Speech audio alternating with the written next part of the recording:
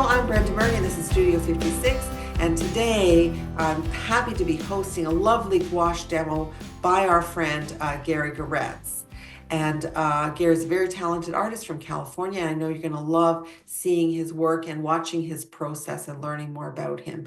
If you're new to Studio 56, you should know that in addition to these free demos and interviews with fabulous artists, we also produce online workshops and we organize vacation workshops, artist retreats, painting holidays for artists. And we still have tickets available to some of our gorgeous vacation workshops coming up this year in 2025.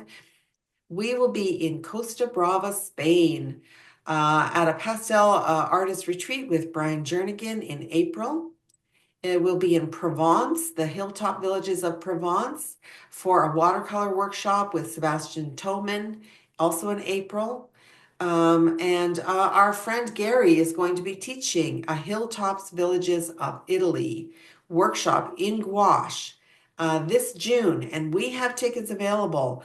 This is your last chance. We'll be closing registration in just a couple of weeks. So if you're interested, please let me know. And we have tickets available for our Quebec City sketching workshop with Stephanie Bauer in July, August. And we'll be in Bruges and Ghent for a watercolor workshop with the fabulous Hazel Sohn in September. And you can find out more about those vacation workshops at our website, www.studio56boutique.com. If you're unfamiliar with Gary, then let me tell you a little bit about him.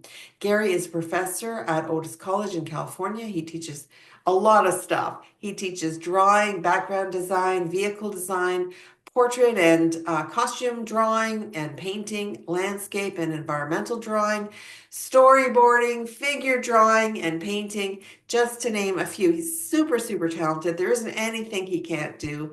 And he was the courtroom sketch artist during the O.J. Simpson trial. Come on. That's so fantastic. Good for him. He's the author of 5 Minute Sketching, Animals and Pets, and Animal Drawing. And he's also traveled and sketched and taught vacation workshops in the United States, in Europe, Africa, and Asia. So let's bring Gary into the call. Coming. There we go. Yay, Hey. Gary. Good to see you. Nice introduction there. You know what? It's like, gosh, I need to stop and take a drink. There's just like, listen, my voice. There's so much to say about you. No, you are super talented, and I've seen your work, and I know that it's incredible. It's like nothing you can't handle. So I'm very proud of you. Yeah, I'm looking forward to it too. What are we going to see today in our demo?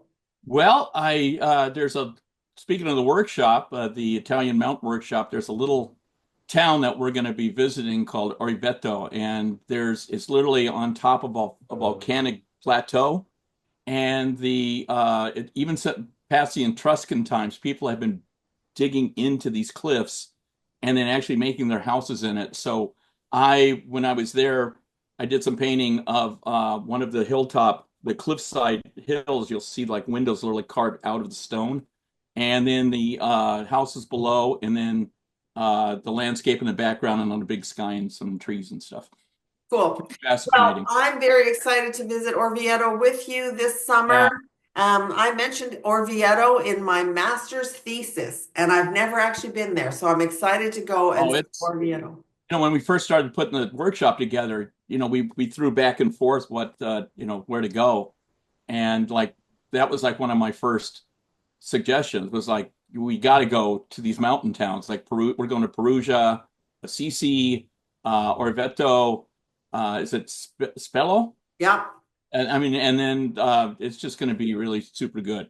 I've been there 4 times, and it's like a new place every time I go. Yeah, it has all that, all that stuff, the medieval villages, the cobblestone streets, the, crumbling architecture with the gorgeous vistas and landscape, and it's just fantastic. And it's going to be a wonderful workshop. I'm looking forward to it. So people, if you want to come along, and do come along, we have tickets available. January 20th, that's the deadline. So let me know if you want to come, and don't miss out. All right. It's going to be super cool. Painting Italian landscape, all that history there. And the pasta. Exactly, right? Forget the pasta, it's the wine. Yeah. All It's right. that I'm wine. sorry, but we're going to have to get started because I'm Okay. running out of time. So, Gary, you and I are going to turn off our audio, our video, and we will. This is a pre-recorded demo. We have to do that because we need to have it recorded in high definition, in high resolution. Sorry, and Zoom doesn't do that, so we can't do live. But you'll be seeing the video as if you're standing right over Gary's shoulder. So we're going to get started, and we'll come back at the end to say goodbye. Hey everyone, thanks for showing up to watch this demo. The subject matter is some buildings that have been carved into a volcanic cliff in Orvieto, Italy. That's going to be one of the destinations for our painting workshop in 2025. I'm also going to be dropping in some photos so you can see the location and what I use for reference. So in general, I start out with a light pencil drawing just to make sure that I kind of get it down. And also, if it's architecture, I also have a tendency to kind of knock that in first just to get the scale of it, making sure the windows and all of the architecture elements match correctly. Then I'll go on and design the sky. And because most of the time this is plein air that I'm working on, so I have to design the sky. I have to look at it and pick out the light, where it's coming from. And then in general, I mix up a pretty big solution of sky colors, not so much in this on the palette right now.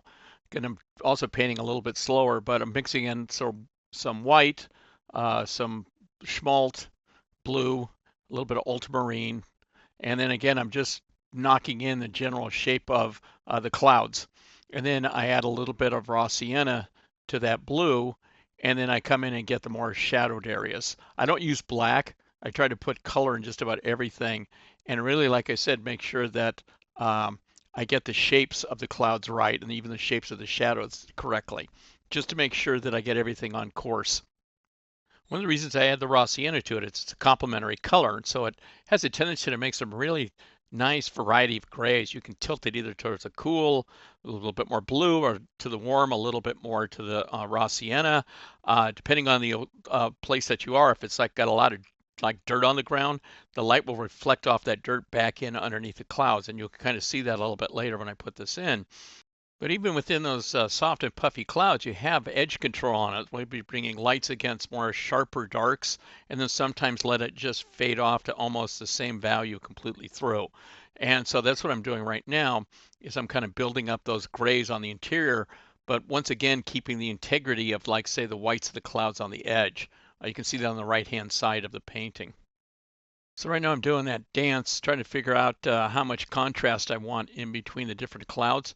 Because again, I don't want to make them like one big puffy mass. At the same time, I don't want them to break apart and fracture. So I have to look at the value differences and even the, in a sense, the solution of the paint, making sure that it's watery enough where the wet on wet will combine together, but again, not turn into just a pool of mush. So now I'm going to punch in those clouds, those bands of clouds moving into the background, trying to help with the perspective and the depth of the painting. There's the undersides of the cumulus clouds that I'm sort of knocking in, almost like kind of like upside down railroad tracks.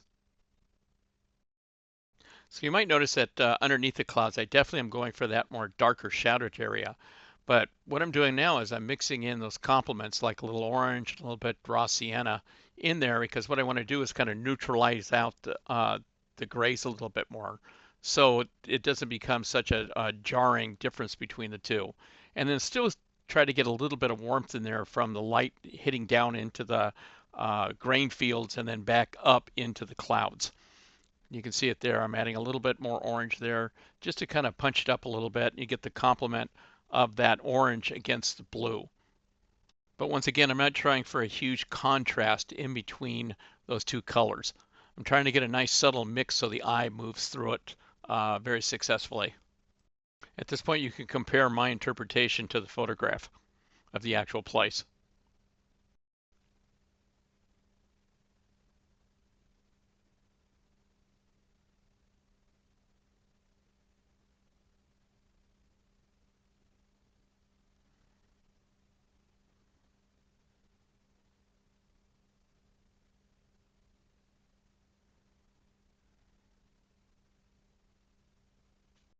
And this last little touch on the sky, I'm just using a wet brush to kind of pull the values closer together.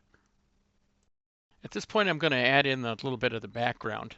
And one of the things I like about gouache is, maybe it's even a little sin of mine when it comes to painting, is that what I do is I have a tendency to oversaturate the colors. And one of the reasons for that is that I inevitably know that I'm going to go right over the top of it, probably sometime in the distant future, and then put in some kind of texture, some kind of glaze over the top of it, sometimes even complementary colors to cut into the original paint. That's one thing I like about gouache is it's very fluid, and you have a lot of different options when you're painting. Uh, that way, it keeps, for me personally, it keeps the paint from getting muddy. I can look at that high saturation level and decide whether I want it to go either lighter or darker in the later stages of the painting.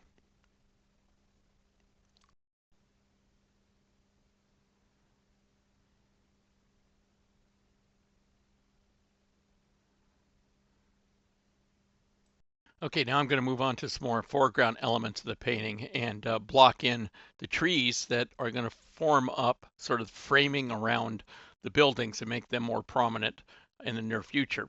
So I make up a mixture of some primary sienna, a little bit of the blue to that, a little bit more of the Windsor green, and then tilting it more, like I said, more towards the blue. That way on the right-hand side of the tree, so it goes more into the shadow. It's a little bit more electric too. And then eventually I'll be mixing in a little bit more lemon yellow into that solution and then tilt it more towards the sun on the left-hand side. And like I said before, this is one of the things I like about gouache is if you make a real thick mixture, you can go right over the color that you put down before, like the cloud color, even though it may be darker. It may not be as electric of a color as it comes right out of the palette, but it's really nice in the fact that it will go over the top of it.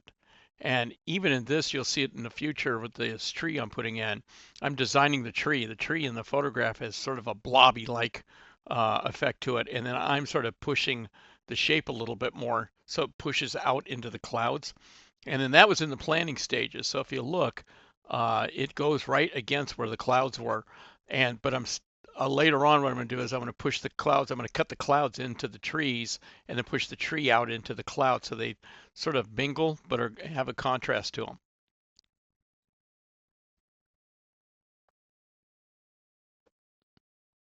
This is one point I do try to be fairly precise when I'm pulling those trees against the edge of the building or the edges of the roof, is I do want to keep that sharper edge there so they cut a little bit more. So the buildings have sort of a structural integrity to them. So right now I'm using a 3/4 inch flat brush here. And once again, as I put that together, I already know as I'm mixing this up, and you can see I'm mixing into the sky color. As I mix that color up for the roof that I put in, I'm already pretty much certain, since it's going to dry even darker than I started out with, and I'm adding some warmth to it. So I'm using that sky dome color. Since that's coming down from the sky on the top of the roof, so I'm adding that in there with the complementaries. That I already pretty much know that it's too dark at this point. But rather than panicking and changing it up right away, I know that I'll be able to go into it later, mix up more of a whiter solution to it, more of an opaque solution, and go over the top. You can see I'm kind of even doing that right now a little bit. So again, once again, the good part of gouache comes in the fact that a lot of times you can just lay it in, see what the color does, and then fix it pretty much 100% after the fact.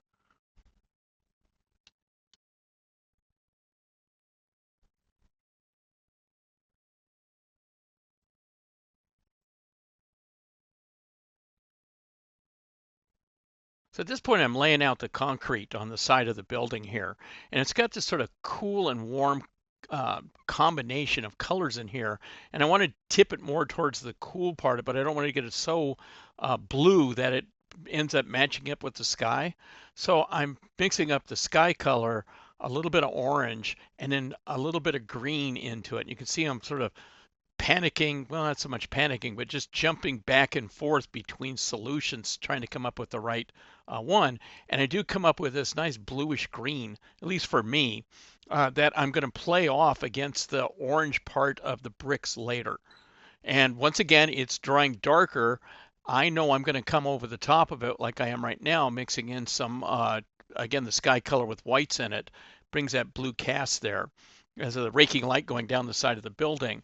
And then by putting that color in, I know I'm going to be able to come over the top of it later and then put some texturing strokes on it. So like when I'm generally laying a painting out, and you can see it right now, is I block in the big shapes, right? So I'm kind of like there's one section of the building, another section. I'm not trying to jump the values too much. You can see I'm still using a lot of wet on wet technique where one color is still fresh and will kind of bleed into another one.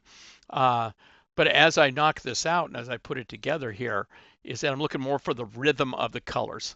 So if I make a transition from, say, a cool color to a warm color, it's not too abrupt, at least not at this point. I can always punch that up a little bit later. But for like right now, I'm laying in that shadow color coming off the roof and I'm marbleizing it. So what you get there is you get streaks of blue, streaks of orange, a little bit of red in there, and even some purples underneath there. So it creates a little bit more of a texturing. And then I'm mixing up this purple right here, which I'm going to go under another shadow pattern underneath the upper roof. That's a little bit more high contrast, or I want to make it a little bit more high contrast. And then add it in there. See, so again, it's not so jarring to your eye. There's a little bit of that color mixture in all those different shadow patterns. As I move back and forth in these colors here, so I'm mixing this up, these shadow colors, one of the things that I'm doing is that this is still, I consider it sort of an underpainting at this point. Because what I'm going to do is I'm going to kind of, it doesn't look like it, but I'm laying down what I would consider sort of flat value colors, and then match that up, see the rhythm of the entire painting, see where, again, sort of as I go through it, I'm planning for the future. So I already know that those trees that are on the top and on the side of the building are going to get darker and help push that building more forward. Or as I'm going down into an area and I'll start mixing for the bricks that I'm going to put in there, the lower portion of it, you'll be able to see it when I bring the reference photo up, is that as I put that in, is that, you know, am I going to be putting darks over lights? Am I going to be putting lights over darks, which is what you can do in a lot in gouache. You can flip that back and forth, you know, and then once I get that set up, because this is, I consider sort of a flat underpainting, like I said, is then I can start to kind of put the form shadows in. And not so much the shadows like coming off the roof, but it's sort of like the light as it's going across materials that I can sort of start to block out different shapes within the bigger shapes. And then the last step will be, to a certain extent, will be either add or suggest the textures. You know, I don't call them details. It's like more like information. I want to give the information that it has a rocky surface or a bricky surface or leaves or whatever that may be, is rather than worrying about painting them exactly. Leave a little bit of mystery in there. So you can see it right there when I'm painting the side of that tower right there, is that I want that close enough to the section of the cliffs next to it, but I don't want it to bleed in. I want that, like I said, I'm planning this for the future that I know they're going to get closer in value. But at this point, all I have to do is just be able to sort of see the sections of it. So then later on, as I add more paint to it, like I said, I like to paint a little bit more saturated, and then I can go from the highs and the lows and then kind of match the middle and then go for the darks and the lights at the ends. And you can see it with this section here. This section of brick, even though when you bring the reference photo up, it all kind of looks the same, is that I'm interpreting it as being this section of this building having a lighter, more sun-drenched part of the bricks.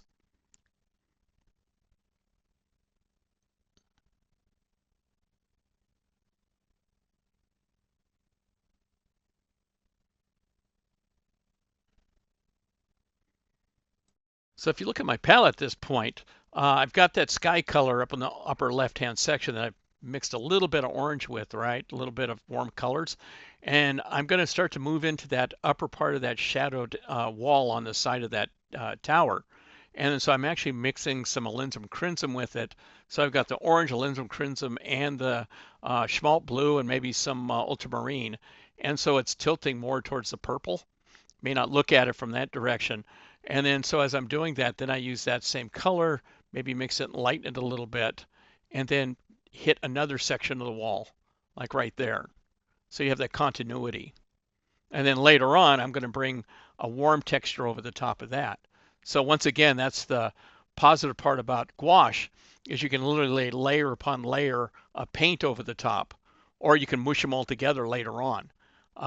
Using dry brush effects, marbling effects, it can create a really nice sort of dynamic to it. You'll see it in this wall that I'm starting to paint down here too, that I'm painting it light, and then I'm going to come over the top of it. And to get the verticality of it, you see the strokes I'm using are mostly vertical. That way it reinforces the verticality of the building. See a lot of the strokes I do, but when I come in with, say, the shadow blocks, or if I come with the texture, I'll go horizontally against it. So then you'll have that contrast between the two strokes, and your eye will have to kind of punch over the top of the surface and sort of define those different layers. Makes it a little bit more sophisticated, I think, that way. Once again, one of the versatilities of using the gouache here is that concrete wall that I'm putting in there right now. I know that right now it's too dark. But at the other point of it is that I don't get overly crazy about it, because I know that I'm going to be coming over with darker colors over the top of it that will make it lighter because of the contrast later. And I'll be putting some texture of some brick over the top of that. And so you can see me readjusting my warms and my cools, and I'm about ready to paint the side of this building. And then when the building color I put down has much more of, it's got a warmth to it, right? I'm using a lot of raw sienna with the ultramarine blue there, and then transitioning that dark shadow from the top to the lower section there. And I just know as I'm looking at it, I'm thinking, oh, it's a little bit too warm, it's a little bit too light. And I'm just thinking to myself, okay, in 10 minutes and 5 minutes and a half an hour, or whatever that may be, is I'm going to lay another color over the top of that when it gets darker. And it's not necessarily a mistake. It may be something in the underpainting that you see that you go, I'm going to exploit that. I'm going to make use of that as I put this together, which is exactly what I did. Is later on you'll see I mix up sort of a mauve purplish color with a ultramarine in it, even with a little bit of Prussian blue, and then I pop that in on the side, and the whole side of that wall just goes right back into the background.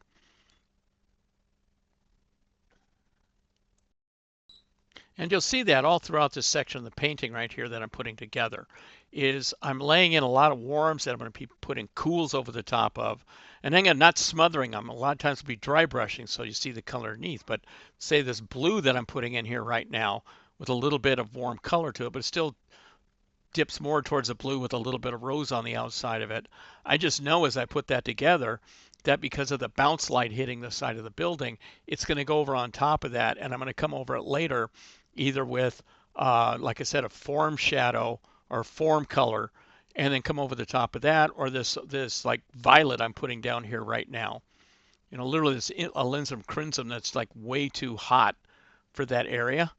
But number one, I know that it's going to key up that area. What I mean is the contrast between the reds and the blues and the yellows that are there are going to make a much more interesting color. And I'm even taking a little bit of that and moving it over to the other side, not because I'm moving, the traditional, oh, we just put a little color of the same color here, here, here, and then unify it, is I'm putting it over there just because I've made it up and it's appropriate for that area. So again, it's good to, as you're painting, not get locked into, oh my God, I made a mistake here, or oh, I have to fix this instantly. A lot of times, allowing a little bit of like time to think about it will just actually make the painting better than like rushing from solution to solution.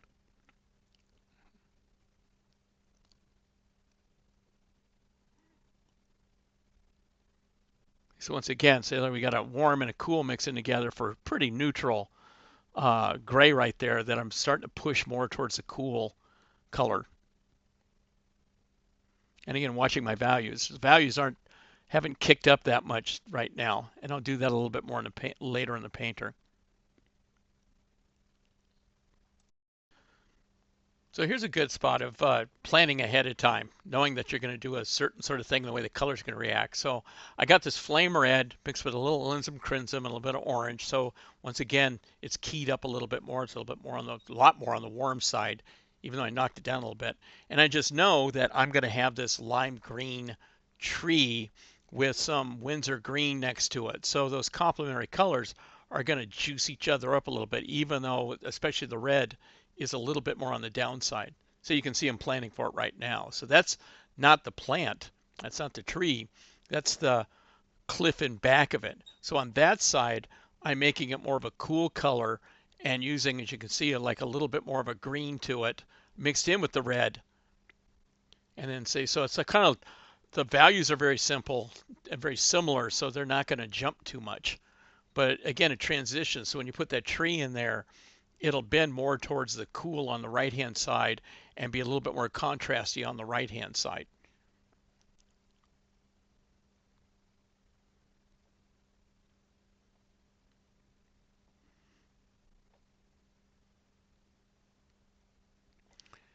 And I'm just going to kind of mix in some fairly neutral yet somewhat colorful roofs for these little buildings in front of the cliffs here.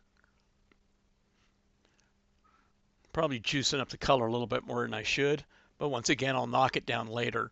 It also, I might be putting the color in there, I'm putting the color in there because I need something to anchor the bottom part of the composition. And I'm not just copying it. Again, once I'm doing as I'm seeing that, see again, so as I come up there, I realize, oh, it's a little bit too dark. I come back over the top of it and I use that color because my eye's roving around the painting, looking for things that need to be done or things that need to be accented. And I got that painting underneath it, so it's a fairly wet solution of kind of white and blue. And so you can even see real time how it's starting to dry.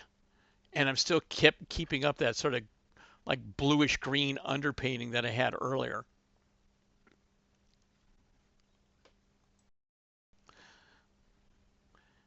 At this point in the painting, you can see my palette organization. I'm still keeping within that big pool of stuff. I'm keeping the cool colors more towards the upper left part of the palette, and then you can see it drift down to the warmer colors on the bottom.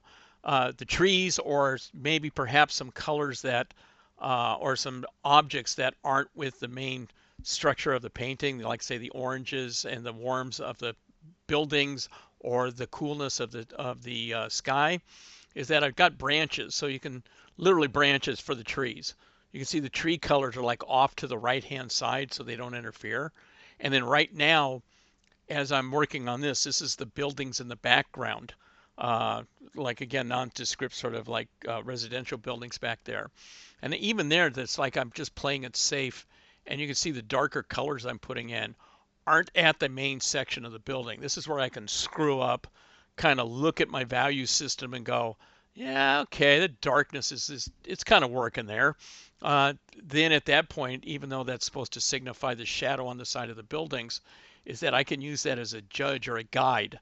It's kind of like why one of the reasons why I leave the windows open is I got that white of the paper. I can kind of look at it and go, okay, there's my value system from the white of the windows to the dark of the shadow, and then start to, again, literally kind of branch out my values from that point. So by the way, I don't use black, as I've said before. My darks I mix up with a ultramarine blue, a burnt umber. That's my main sort of go-to. Then I'll tilt it either towards the bluish or the burnt umber, which goes more towards the reddish. If I want a little bit more, I'll put raw sienna in.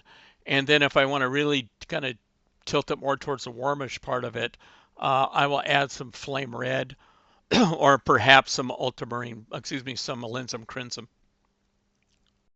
But ultramarine blue and burnt umber will get the job done. Okay, and the last step here is trying to pull the rest of it together. And since the plants are going to be a little bit more keyed up, a little bit more on the brighter side, now I'm going to put those lower ones in to see, again, not to necessarily repeat the colors all over the place.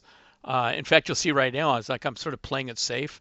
I'm taking that bright leaf color with probably a little bit of white or a little bit of yellow into it, and then sort of knocking that in again to see what it does. And then I'm going to move on to the smaller trees and bushes below. And so in the actual photograph, you'll see when it comes up later, these two trees do not exist, right? this cypress tree that I'm painting right now is that's actually up on a ridge to the right out of picture. But I like the shape of it, and I like how it helps the composition as opposed to just being a bunch of stubby brush. So, it's kind of rounded and it doesn't have much good shape value to it. So what I'm going to do is I'm going to bring that down there, and it's going to help anchor the lower right-hand portion of the composition. So there's some primary yellow, really close to the actual color in back of it. But when you see it, it actually pops because one has more of a cooler color to it, and the brighter colors, the more warm colors on the top. And you can see as I hit the lower ones, I kind of go, well, yeah, that works. And then I'll introduce it to the upper part and just little smatters. And then I'll come in, mix in some, again, ultramarine blue, a little bit of Windsor blue, a little bit Terras Verde to that. And you can see the wetness of the sort of leaf green, the lighter green, is sucking up some of that darker color up into it. So it's sort of softening the edges a bit. And there's the ultramarine. So now I'm going to go for the more shadowed shapes. Trying to keep the shapes interesting. I don't want the plants to end up, even if they are, looking like blobs, because that doesn't help the shape recognition, and the design doesn't look good. So I'm kind of hitting the main source of it, and then even the shadow shapes within it, I'm changing those and changing the density of them to be able to be a little bit more, you want to call it exciting, a little bit more eye-catching. And each kind of tree will have its own sort of identity as well. So perhaps the one I'm painting on right now has a little bit more of a blobby feeling, a little bit more of a rounded feeling, a little bit darker, right? So that means that, like, again, the light's not coming through the leaves as much, the density of the bush, as opposed to, say the one that's up on the top, which has much more of it's a different sort of cypress. And so it has much more of a pointy, spiky kind of edge to it that I'll go back in and reinforce later. Even planning, even though I don't know exactly where they're going to go, you can see there I'm putting that dark in there right against where the wall and the roof come together, because I want to accent that, right? That's really going to help push the wall forward and push the background, the tree in the background, farther back. Even though I'm trying to keep the intensity level of the color so it doesn't drop out completely. And even these bushes I'm putting here, I'm taking the color and I'm mixing up some Terra Verde with a little bit of Windsor green, with some orange, and I think a little bit of red. And then even those, I don't want those to be distinct at all. I just want them to kind of hold the corner of the composition. So I don't want them to have too much personality. The tree I want the personality to have is that Italian cypress, which is where you can see also where the trunks are exposed. That's kind of going to be my lead actor.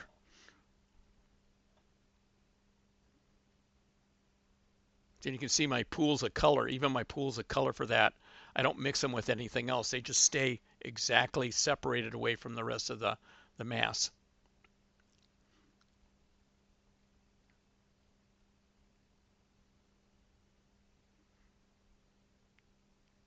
Yeah, see, I don't really want those to visually interfere with the tree that's above it. Though I am painting more of a red against it, so again, you'll get that complementary colors that will sort of, wouldn't say clash, because the greens and the bushes are a little bit more prominent, though not as saturated as that red behind it, and the purple red behind it too, or red violet.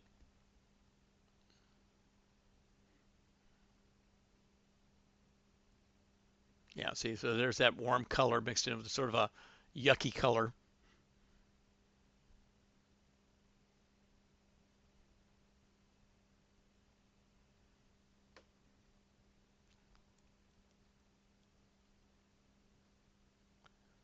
And that's going to be the wall. See, warms and cools within the same stroke.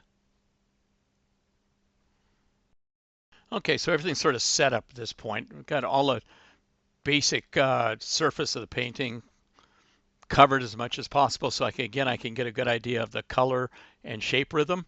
And so what I'm going to start to do now is build up those shadow forms, right? So what What I mean by that is now I'm going to start to reinforce the idea where the lighting's coming from and how the lighting is going over different materials. Not so much the texture, but at this point, just giving an organization to the light logic.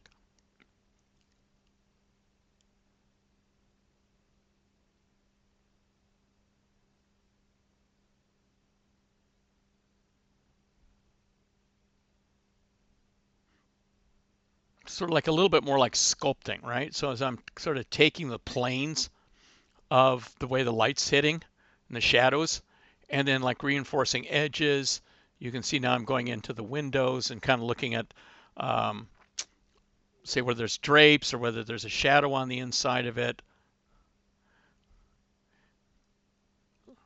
So I'm using that flat brush a lot more as an edge maker. And sometimes you'll have lost and found edges in there where you can see on, say, some sections of it. I'm doing that with the windows right now, come to think of it, as I'm reinforcing the architectural part of it and the drop shadows coming off parts of the windows. Because that's going to tell you, especially something like that, is that you want to make sure, at least I want to make sure, that you get those architectural pieces, I wouldn't say believable, but having the edges on them read well.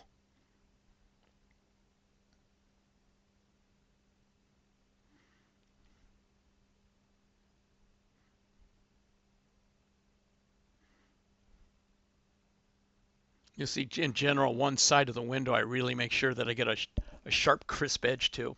And then I kind of like, I'll take the brush and it'll kind of drift off on the other side. And then I'll come over the top of it later with a thinner brush and then a dagger brush, and then come over the top of that and reinforce, say, the concrete around the window, sometimes the shades, sometimes the window sills.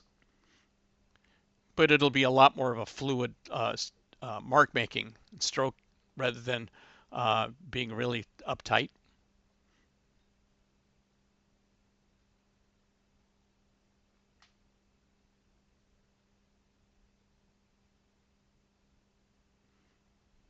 Once again, I don't add this kind of stuff until I'm sort of certain that everything's going okay with the painting.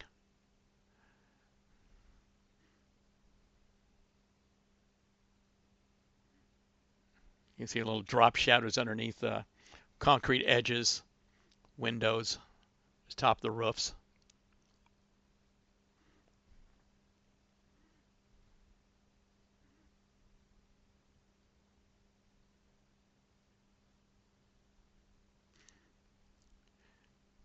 You can see I'm kind of using that cadmium orange a lot, a deeper color there, as sort of my go-to architectural color. Sort of like the local brick.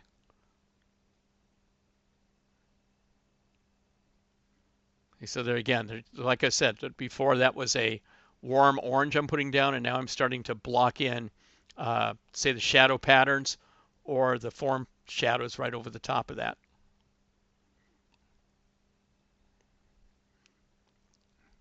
And then I know there's going to be another coat that's going to go over the top of this. So you're going to have a lighting. I'll reinforce the lighting and the shadows, and eventually go over the top of some of this, and then the texture, I like the rougher texture on the walls. You can see the inside of the photograph there. But I don't want it to become too contrasty, because then the whole thing's going to break apart like a bad jigsaw puzzle.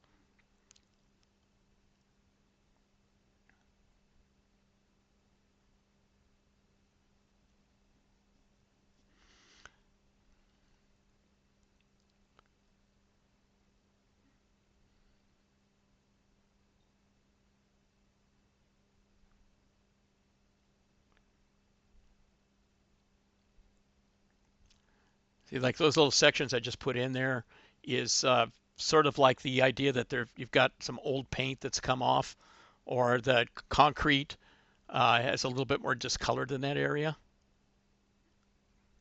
Get it? You don't overwhelm the original color that's underneath it.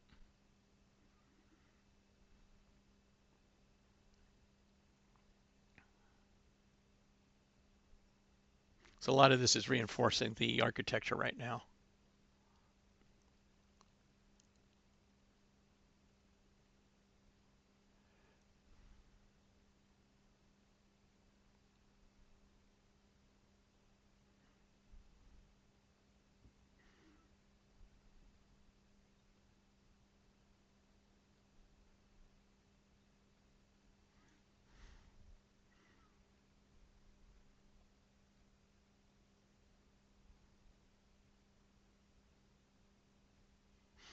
Occasionally you see me mix up the water, go into the paint, mix some paint, and then take the brush and sort of rub it against the towel on the side of the palette. That's going for more of a dry brush effect, where if I move the water out, it's going to give a sort of a rougher sort of drag across the color.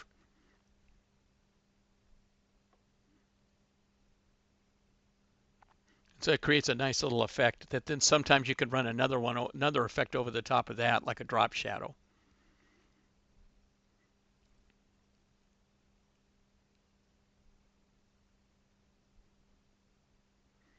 See, a lot of time it's not kind of living in the moment. It's just like you're laying it out, thinking to yourself, okay, what's my knockout punch going to be at the end? You know, like what am I going to be able to put into this thing where I'm going to be able to pull it together or bring some more focal points into it or bring a compositional rhythm where your eye moves through the different elements of the painting as opposed to getting stuck. You can kind of see that there. I'm use almost pure white, even though it's not pure. It's hitting the paint underneath it and accenting the tile roof on the top. But I know later on, even though I'm going with that white paint, that I'm eventually going to come in with some streaks of shadow and then fix it that way and give the idea that it's a tile roof. That's just sort of to break the shape up. And even the direction of the strokes is to tell you that it's a pitched roof.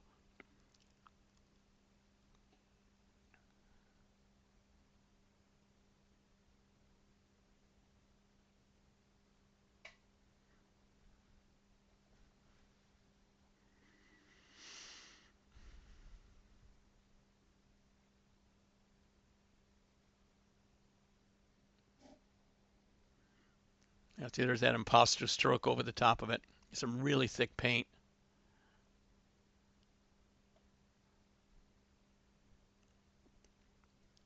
And you can see most of the warm colors point to the left-hand side where the sun is. Even here, I kind of look at the color I'm using for the trees, for the bushes, and then add it to the background. Again, not because I'm moving the color around for some compositional reason. It's just that I've made up that solution. Even that's probably, I know, is a little too dark. That little line that goes across there. But I'm sure what I'm going to do is I'm going to come over the top of it later and make sort of more of a contrast. I'll forget later. I'm doing it right now.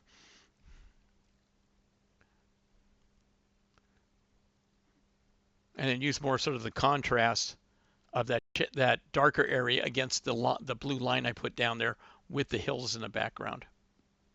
You can see it there. It may be not noticeable on screen, but I'm taking almost a pure white and hitting the lit side of the tiles there, knowing that I'm going to come over the top of it later, probably with some dry brush or a warmer color, and then hit the shadow side of the channels of tile.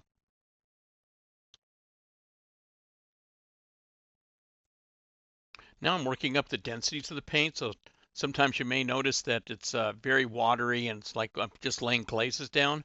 And other times, like right now, I'm mixing up a pretty thick paint because one of the things I want to do is I want to go over the top of previous pieces of paint. Again, sort of reinforcing the idea of the light's coming down on top of these forms. Other times it's just to make the either concrete or stone or whatever the material is, make it thicker, appear more heavier. Even sometimes I'll take and after painting something, I'll run my fingers through it and then sort of give it a quick swipe, and it'll show a little bit of that whatever the color is underneath. Or like right now, as I'm putting that white over the top of that, because I just know that I want to make sure that the concrete and the brick on this section of the building has a little bit more visual weight to it. Okay, I've sort of come to this point in the painting where I know everything's kind of layered out pretty good. So now I'm going to kind of go back into things like the windows, more of the architectural pieces of the painting. You can see I'm kind of laying in the drop shadows, the shutters, and now I'm moving into the point of texture and materials and more edge control. And again, reinforcing the lighting that's there as well.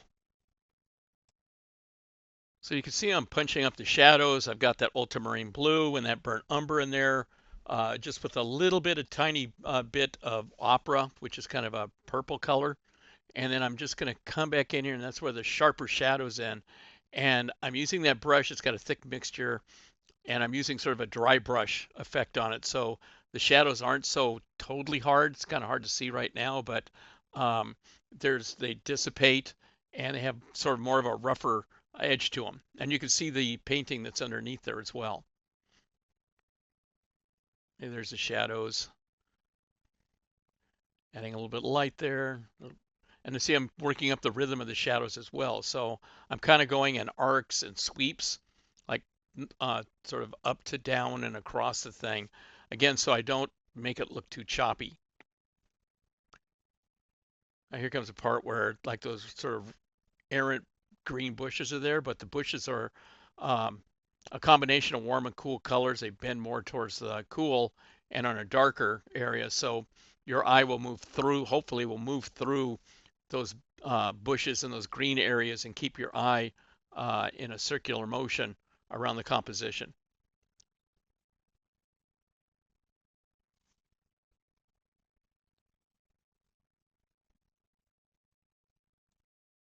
So I got the first stage of the underpainting. The second stage is sort of the block values, sort of acknowledging the weight of the forms that are there. And now I'm coming to the end part of this where I want to start really dealing with the textures, surface textures of the objects that I'm looking at, and maybe explain them more. And so what I'm doing right now is I'm mixing up a mixture of flame red and schmaltz blue and making this like really sort of a more saturated purple, and then dry brushing it. I'm using a fan brush now over the top of this. And so that way you don't end up with a super high concentration of color or pigment. Since it's a fan brush, it has a tendency to sort of run out the individual little bristles a little bit more. And so as I put this together and I bring the reference up here so you can see it a little bit more, now I am acknowledging the brick. Here's the shadows on top of the brick. I'm using the same purple, blue purple. There's the shadow underneath one of the little smaller pieces of roof. So now comes in that third stage, that point where I'm really coming into, let's just say, complete the painting. You don't want to call it finish, just call it complete. So you start to give it a little bit more sense of light. There's a little bit of you can see it's a little darker, but it's a thin mixture.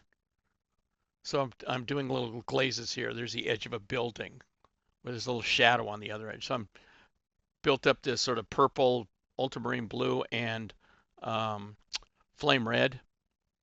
And you can see me bouncing around on the palette, just kind of trying to pick up color as literally like glazing. So I'm kind of glazing right now over the top of this. Kind of trying to pull it all together. There's the wall in the back.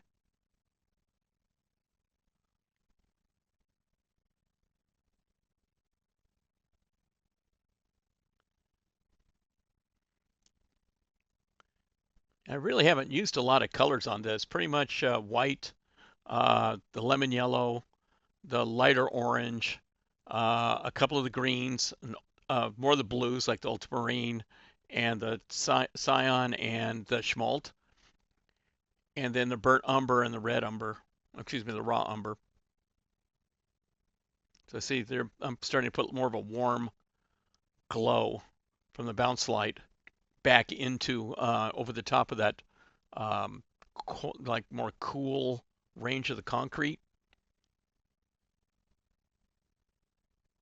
There's reference again. Even sort of punching up the value a little. Now again, I'm painting a little bit lighter because I know that it's going to dry a little bit darker. And it can't really see the color, but it's sort of a really light sort of mauve purple. And since I've got a halfway decent underpainting on it, it's still pretty solid. And so whenever I put the textures or I'm putting the marks or even the colors over the top of it, I don't want to break the value system of that and end up it being jarring with really heavy high contrast. But all the same, this is like I said, is where the bounce light comes in.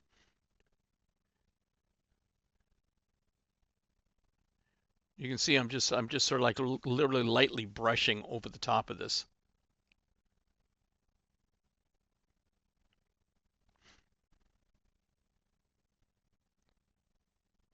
In hindsight, if I kept a little bit more attention to this, I would have dealt with the roofs on the lower part of the composition a little bit more.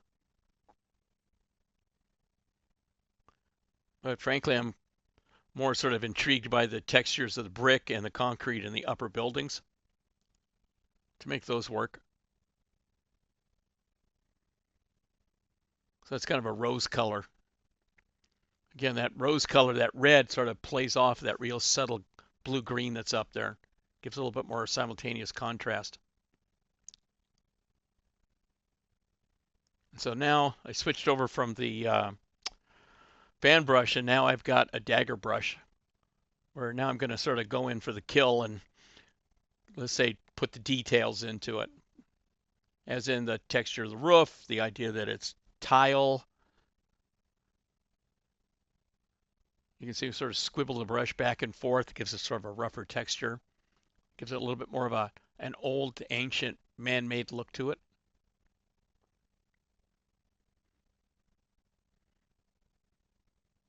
Putting the chimneys in.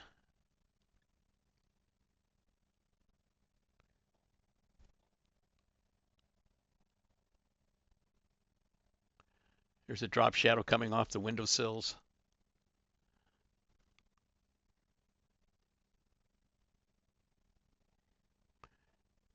So there's the tiles that's embedded into the walls.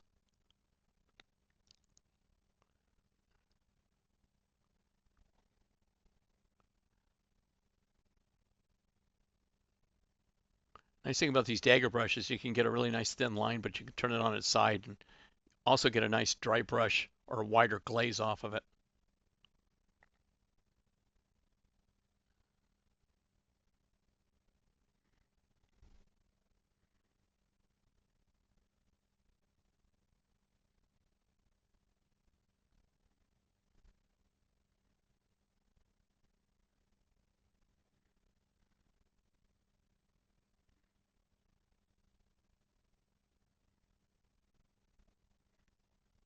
Yeah, so I'm reinforcing the warm glow coming off the sun onto the brick. Same thing there. It's a little bit harder to see, but it is sort of a little bit more of a saturated, lighter orange there.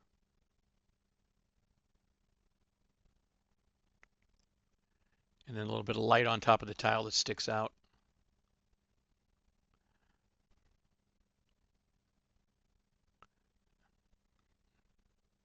There's some opaque white, ultramarine blue mixed in with the burnt umber again for the darks, but it's already got the purple in there. Makes for almost a black line, but without being black.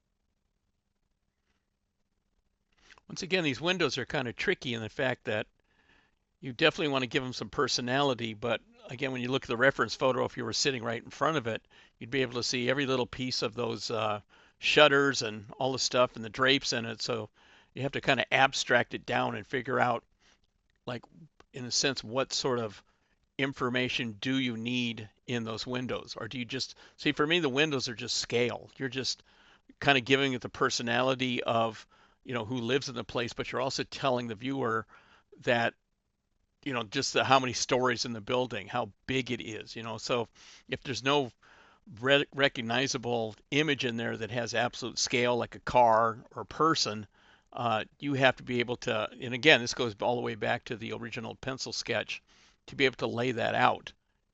And as you're painting, to not ignore that. That's probably because one of the last things I do here is making sure that I get that as part of the painting.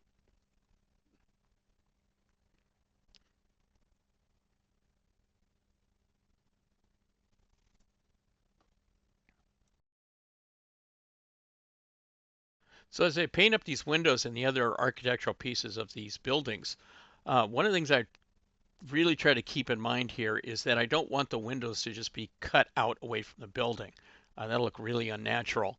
At the same time, they have to be identifiable as being windows, and like working on the shutter, that there's shutters there.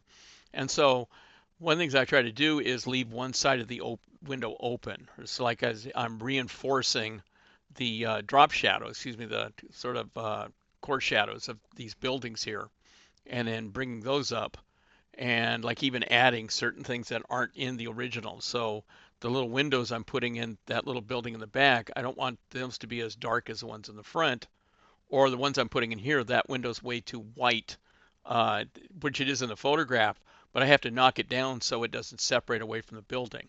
Another part I noticed architecturally, because I've sat in front of this building before, is the windows are a little bit more contemporary. So whoever put them in knocked out the original brick that was there and put concrete in. And so that's what I'm doing right now is there's like these little white strips around the window casement around it so the windows could fit in.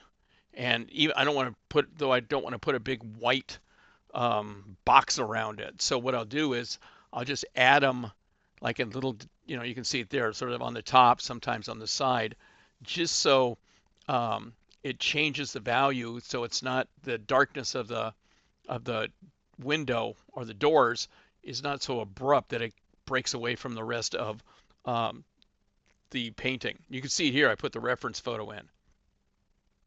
And you can see how much editing I'm doing. I'm just doing a ton of editing because there's a lot of stuff I can see like, satellite dishes and other little windows and uh, all sorts of little aspects of stuff that I just have to leave out for the continuity of the whole composition.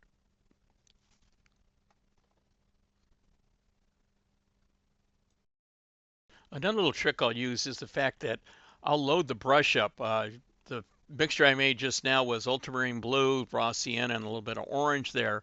And so it makes up this like really nice, deep, rich earth color. And when I put it underneath the say roofs, it adds sort of a warm color to it. But as the paint wears off, what I'm able to do is move into areas like I just did with the brick, and then I can sort of dry brush it over, and it gives a nice sort of quick, lighter rush of a different color. Like that's a warm color. And this is like one of the things I'm just leaving till the last is the brick that's actually on that building, that section with the blue windows. And when it finally comes up, when you can see the photograph, you can see that you can see every frickin' brick on that wall, and you have to look at it and go, okay, am I enhancing or am I promoting the color, the light or the color, or the way that the three dimensionality of the wall looks, or the age, and or the bricks, all right? And the last thing that I want to acknowledge the bricks that are there, but I don't want to overdo it. It's the same thing when I'm doing the tiles now. So I've sort of like how many lines do I have to put in there before I ruin the roof, because once you get a few in there, you can tell what the angle is, and you can probably tell that it's a tile roof. So what I'm doing there is I'm just running through the fact where there's most of the time there's in the upper part of the tile, there's a tile cap on the top of the roof. So I want to run a little bit of the shadow back underneath that and break it up enough where uh, those lines that represent the tile or the edge of this building don't overwhelm the whole drawing. You don't end up like some people will go overboard and painting, fences or trees or whatever, and then you'll end up counting all of the branches on the tree or the picket fence or the windows rather than looking at the whole painting. I'm trying to keep away from doing that.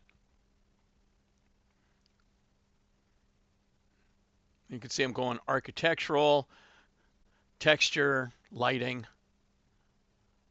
and then the whole composition. I don't want the whole composition to fall apart. See, there I'm not. See, again, that's probably something I was thinking about 20 minutes ago, and now I'm sort of experimenting with like, okay, how much of the white on that window do I need? And the answer is not much. Because the more white it is, the more, see, again, the eye goes to texture and contrast. So if I put a lot of contrast there, your eye's going to go right to that window, and I don't want your eye to go right to that window. Here's that dagger brush effect with the dry brush on it.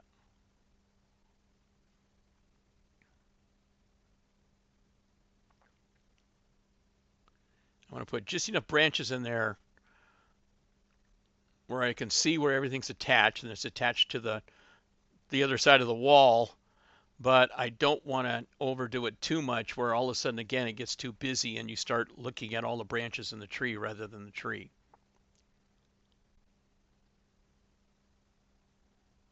And of course a lot of this stuff you're just purely making it up, but you're looking at the character of it. See, I put two larger strokes down there because I want your eye to go, I want those two lines to go against the top of the roof. So the viewer looking and go, oh, the tree grows behind the roof, as opposed to it just being a green blob up there.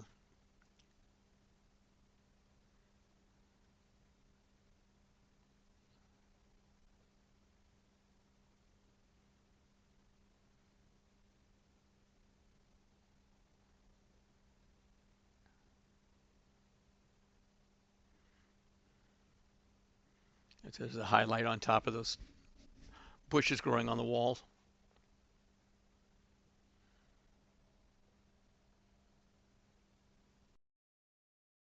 So now I'm back to reinforcing the color and the value system in the architecture. So I put together this nice warm orange color here, and I'm running it against, it's kind of maybe a little bit harder to see, but right next to it is sort of a brownish blue color. So you can start to tell one wall from the other. And then again, throwing a little bit of a darkness on the top of the windows, reinforcing that little bit of this roof there. Even throwing in some like little pieces of bush and stuff there. A couple of chimneys. My long neglected lower portion of the painting.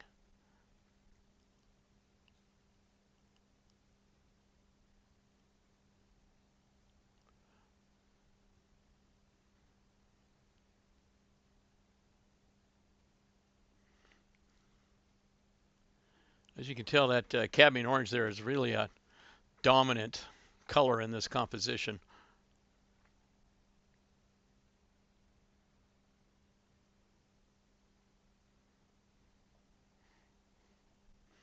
Even in the shadows, I'm using a lot of that color. A little glaze over the top there to knock that back so it doesn't compete with the tree as much. And then it's sort of the value system sort of works more in with the main bunch of buildings rather than break apart. See, I've sort of painted those in vertically.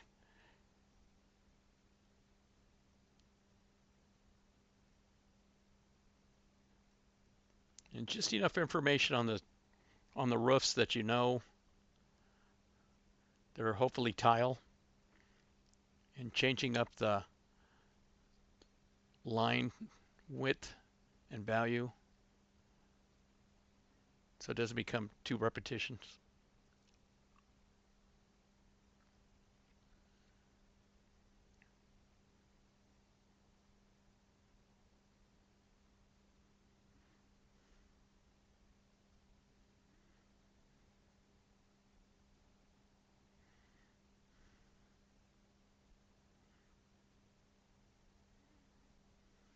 Even they're just adding some sort of secondary branches to some of the items. So again, you see a primary source of support for the tree, and then maybe there's like little twigs and such in that. There's the edge of that concrete buttress that the buildings are kind of laid on top of. And there's those horizontal bands of brick that go over the top.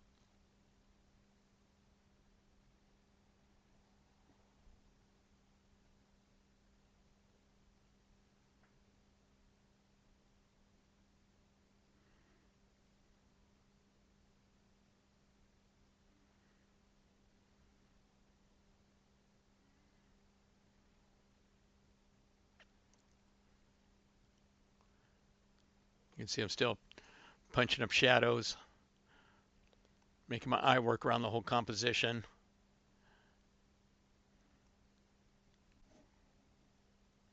Even here putting some windows and doors in those buildings in the back. Again, for scale. So hopefully the viewer will see the windows in the front and then be able to shift around the corner and back down that alley where the other houses are.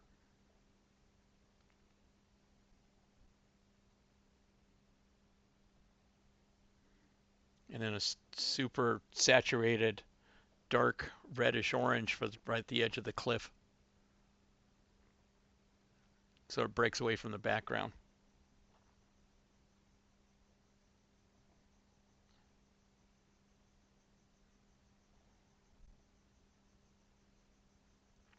And then more of a transition from the upper part of the building to the lower part where that red is I just put in there.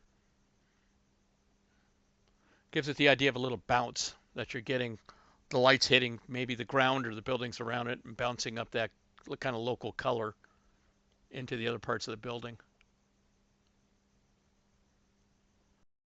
And that's happening all over this painting. Those little warm bounces you can tell in the upper buildings where it's coming off the roof into the side of the shadowed part of the building. And one thing I noticed with my palette is, once again, if you look at the upper left-hand side, it's cool colors and then has a tendency to sort of work more down into the warm. And then the upper right-hand part where that dark is that's, again, my accents, some shadow colors. And then the lower right is the tree colors, right? So even though it may look chaotic, it is a bit on the organized side. And here comes the grand unveiling, where that edge really shows up, the composition.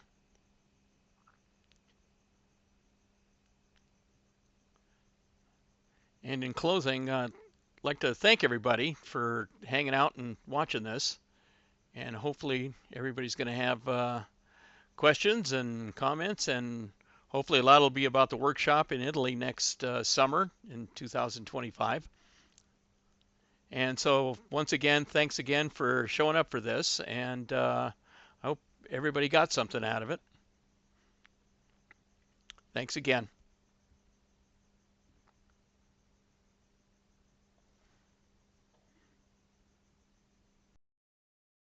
Great job, Gary. That was wonderful. My gosh, 1 hour flew by. And there's so much more. Yeah, that really flew by. Yeah. So I have a question about gouache. Gouache is very, very similar to watercolor, except it's not transparent. It's flat. So you can paint a light color over a dark color.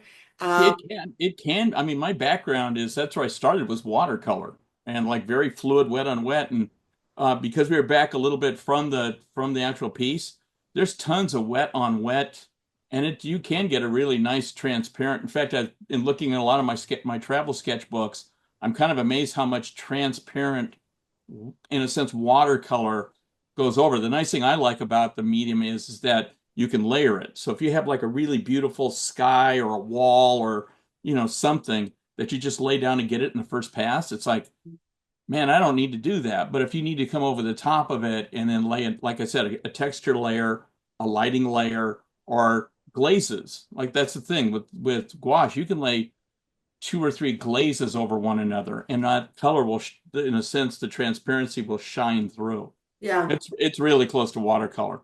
Yeah. It seems a lot more forgiving and flexible than watercolor. That's why I took it up, because I realized, I mean, I was a good watercolor painter, actually pretty good, but that's the thing I realized with it was like, wow, you can lay down one layer and then you can put another one over the top of it. And if you just figure out the drying surfaces and what layer can take another layer and how much flexibility it has, it's really super cool stuff. You can see it, maybe even see it in the demo where I take a fan brush and load it up with color and just skitter it over the top Yeah. of a shadow, and you can have the like warm texture of the brick on top of the shadow with the drop shadow on top of that. So you have like 3, 4 layers of paint and they all punch through. It's cool. It's very cool. I really enjoy that a lot. I love seeing the patina of layers of paint that you're able to accomplish. So it's very, very cool. So Gary, if people are interested in in your workshop in the Hilltop villages of Italy next summer, but they're just like a little nervous about putting the expense out of buying a whole new set of gouache paints, or they really just want to stick to their watercolor. Is that okay? Can Yeah, people of course it is. watercolor? In fact, what I would say is, I should have even mentioned this on the video, is if you look, the palette has 12 different colors on it, right? Or there are 24 colors on it. And I usually use six Yeah. extensively. The white, raw sienna, burnt umber, the ultramarine blue, and then a couple of other ones. And again, depends on the object you're painting. So on the last demo we did, which was Morocco, the coast of Morocco, there was lots of blues and reds, whereas this one was dominated by the oranges and the greens. So you don't need to go out and spend like $3 billion worth of new equipment. You can just, you know, if people want to go, is I can knock that palette down to 6 or 7 tubes of paint. Yeah. Or they can just bring watercolor. Yeah, exactly. Yeah. I led a workshop last year, and it was supposed to be acrylic, and one person brought all oils. Yeah, Like, yeah. I okay. mean, even during the workshop, we were talking about urban sketching before, and I was planning on one of the demos was going to be mixed media using watercolor pencils and colored pencils and even brush pens. So, I Yeah. mean, that's my thing. I mean, we're just doing the gouache demo to hopefully introduce a lot of people to the flex, the Oh, utility of beautiful gouache. gouache. Yeah. Yeah, Yeah. it's really cool Well, stuff. people, as I mentioned, Gary will be teaching an in-person workshop this summer in the Hilltop villages of Italy. It's the week of June 19 to 23. We have a few tickets left to that event. So if you're interested, you can go to the website, www.studio56boutique.com, and click on the pull-down menu called Travel Workshops, and you will see it right there. Registration is closing January 20th. Yeah, So come on, if do it. you're so if you're interested, please let me know right away. I don't want Yes. you to miss out. And so January 20th, that's the deadline. And I mean, also, people, one thing I got to say about the workshop where I'm excited about doing it is that it's not like we're just going to do like one thing and stick in one spot. I mean, all these spots are gonna, I've been to gonna go all of them on, aren't except they? for one. All of those different towns are going to have different aspects of painting involved. Some architecture, a lot of it has to do with, vineyards and vistas and stuff. And that's like what I'm excited about it is that it's going to deal with a whole bunch of different materials. And I mean, the gouache is going to be the most important part, but there's going to be a lot of other stuff going on in it. Yeah, it's gonna be cool. I'm excited And about the Mosaic Museum. We're gonna go visit a mosaic. I love mosaics. Oh, oh, let me tell you, when we go to I keep going back to Orvieto, is that you get to stand in front of the frescoes in the church there, probably one of the prettiest cathedrals in Italy. I've been to Italy 5 times from north to south, and it's probably one of the little gems that's there. And you get to walk in and you get to see the frescoes that influenced Michelangelo to do the Sistine Chapel. He actually studied at that cathedral. I yeah. mean, for God's sakes, that's like, and you stand there and you look at this and you're looking at all those figures and hell and heaven and the tribulation and stuff, and it's just freaking like my skull's kind of like vibrating right now from just remembering that. So yeah, So so if cool. if anybody wants to get a hold of me, quick pencil, QUIK pencil at msn.com. I've had Cool. a lot of people already in the chat, the Q&A, Yeah. sending me stuff, and I'm sending them over there to talk to me. Thank you so much, Gary. I appreciate you're so generous with your time and your expertise. I really appreciate it. Thank you so much. People, Got to give it back. Got to put yeah. put forward, right? That's right. People, just to let you know, I have 2 more free demos coming up. UK artist Neil Whitehead is going to be doing a free line and wash demo on January 17th in 10 days. And 1 month from now, Canadian sketcher Tom Peidelhauser will also be doing a free expressive sketching demo on February 7th. And you can get tickets to those events at www.studio56boutique.com. Have a great week, everyone. Thank you, thank you, thank You're you. welcome. Gary, you're the best. Yeah, Mwah. I tried. Hey, I tried. What can I say? And Take care, you're everyone. pretty groovy too, for letting us do this. Thanks so much, everyone. Have a good week. Bye for See you now. later, everyone.